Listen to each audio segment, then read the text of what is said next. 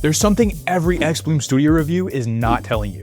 The xBloom is more frustrating than it looks. That is, until they release this one update hardly anyone talks about. I'll show you what that is, and you'll learn everything from my 47 hours of testing the xBloom in just 10 minutes. By the end, you'll know exactly if you should get it so you don't sink $600 into the wrong coffee machine.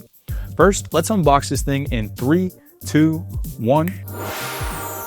It comes with an Omni dripper for brewing your own beans, 10 filters similar to Kalita Wave 155, the dock for X pods, a dosing cup for grounds, a cleaning brush, and an NFC recipe card with a quick start guide.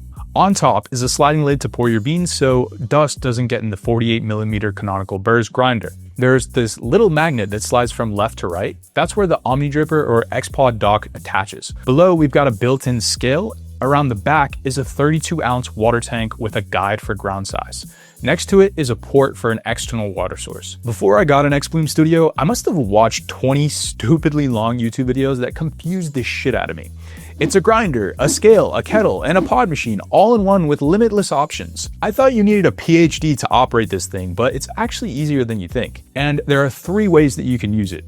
The first way is the easiest, but it could cost you $1,460 per year if you don't know about this. xBloom has a marketplace where you can buy specialty coffee pods. You just attach the X-Pod dock, tap the card that comes with the beans, pour them, and press start. These pods are the furthest thing from an espresso and give you banger 9 out of 10 cups every time. That's because the roasters perfectly dial in the beans and recipe card specifically for the xBloom. The catch is that it's over $2 per cup, and if you were to drink that twice per day, you'd be spending over $1,460 per year. Now, don't get me wrong, the X-Pods brew amazing coffee. It's still cheaper than paying $6 at a specialty shop, and I plan on ordering these on occasion, but at $2 a cup, it sure doesn't seem cost effective to use them every day. xBloom probably knew this could be a deal breaker, so they created Pro Mode, which lets you use your own coffee beans. By the way, if you want an xBloom Studio, I'll keep a link in the description updated with the best deal on the internet. It saves you money and supports the channel, which I always appreciate. Now, the problem with Pro Mode is that your partner might get angry at you and miss their old coffee maker for one reason. If you see these icons above the knobs, you're in Pro Mode. The first knob controls the grinder, the second is the kettle, and the third is the scale.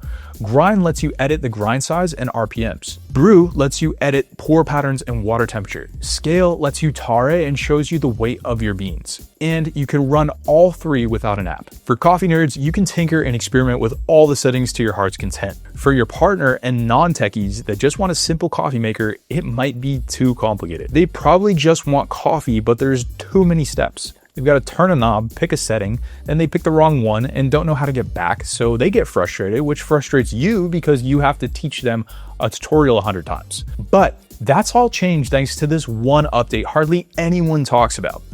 Over this past year, xBloom released Auto Mode, and I can't believe the reviews don't show you this. To activate it, you just triple tap the middle knob. A is a preset for light roast, B is for medium, and C is for dark. I've got some medium roast beans here, so I'll push B.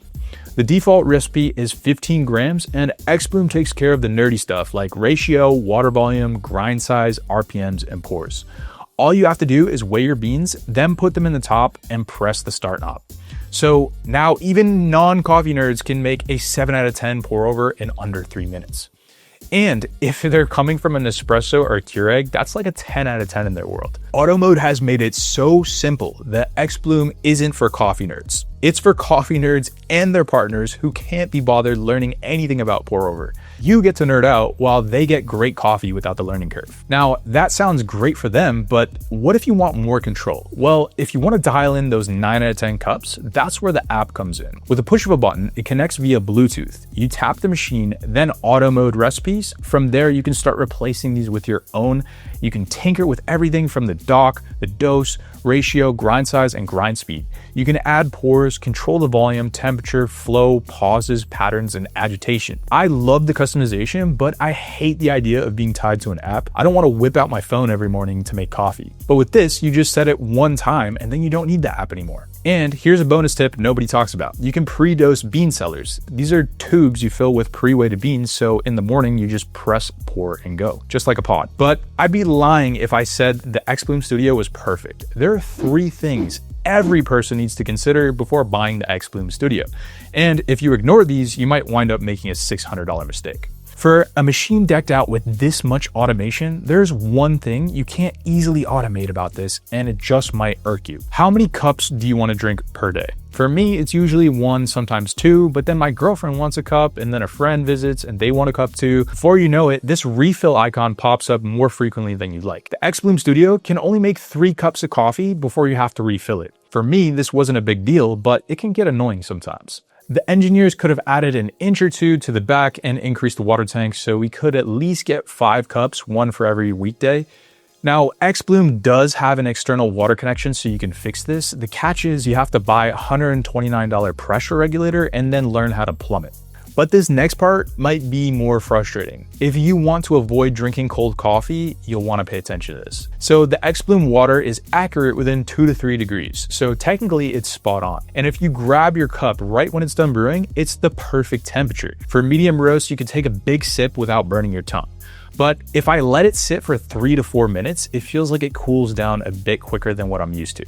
And if you use a thick room temperature ceramic mug, that's gonna pull more heat too. So the catch is, while the coffee is perfectly brewed, I wish it came out just a touch hotter. Now, I love the idea of an all-in-one machine, but there's one downside that nobody talks about. It's a 3-in-1 that can replace a grinder, scale, and kettle. And that's cool, but what happens if it breaks? You can't easily swap out one of those tools like you would with a manual setup. And for an expensive machine, that's definitely a con, since you used to only get a 1-year warranty. Now, as of this recording, xBloom recently upped it to 2 years. That gives me a little bit more peace of mind, but I think the warranty could be better given the price of the machine. And I'll keep you updated in the description about how mine is holding up over time or if I find something better. So after 47 hours testing the xBloom Studio, those were the worst things that I could come up with. And I don't know about you, but none of those were deal breakers for me. So here are 3 things that might make the xBloom Studio worth the investment. The first is that most people don't realize how much of their life pour over is costing them. Think about your morning right now. You're grinding your beans, boiling water, rinsing filters, and dialing in your pour. That takes what, 5 minutes? And maybe you love it, but it's hard to enjoy the process when you're short on time and getting ready for work. Some people even have the chaos of getting small children fed and dressed in the morning.